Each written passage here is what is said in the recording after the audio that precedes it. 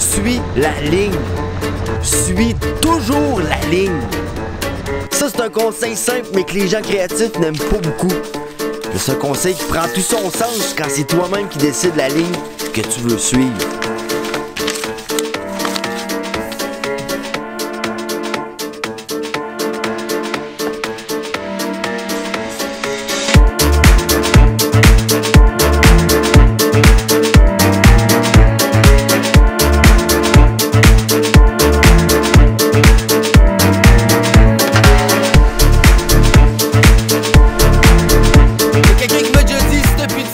La routine, va à quelque part où ce que t'es jamais allé.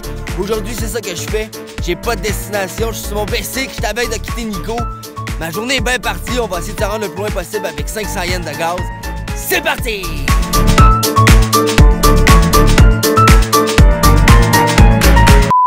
Parce que là, tout était bien parti, je vais vous le dire honnêtement, moi je pensais filer jusque dans la préfecture d'Ibaraki, quasiment jusqu'à la mer du côté est du Japon.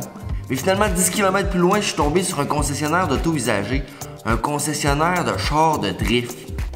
J'ai jamais vraiment été un gars de char, mais j'ai quand même toujours un peu aimé ça. Quand même. Suite à ça, j'ai fait un petit check-up sur Google Maps et je me suis rendu compte que j'étais juste à côté du Nico Circuit, une piste fermée où il y a souvent des courses ou des journées ouvertes où les gens vont tester leur bagnole. Pas le choix. J'étais allé faire un tour, voir s'il n'y avait pas du monde qui faisait des tours de piste.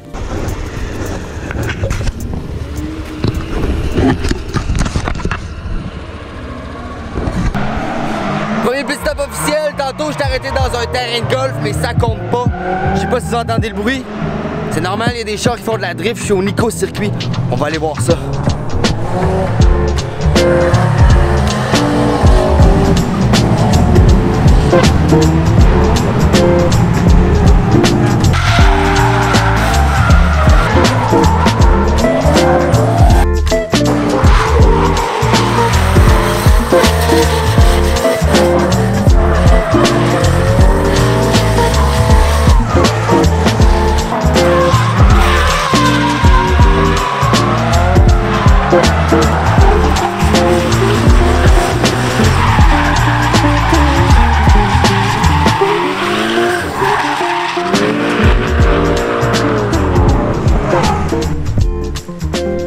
Moi ça sentait le brûler, sa piste de course.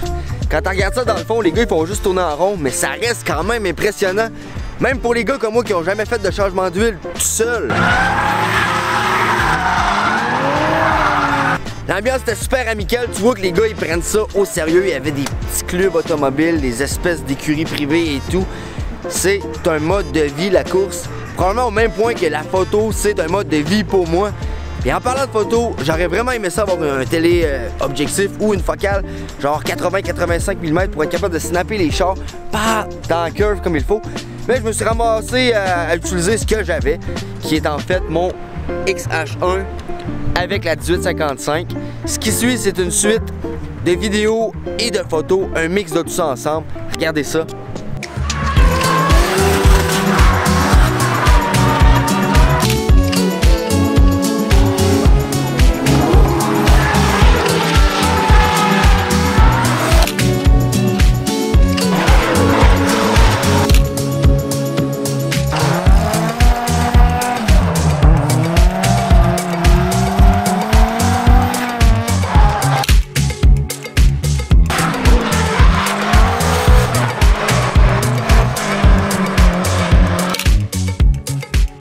Pendant un moment, je me croyais à Rapide et Dangereux, Tokyo Drift, version réalité virtuelle, plus. Mais bon, ça n'a rien à voir. Là-bas, là, ce qui compte, c'est pas le look de ton char, ton kit de jupe.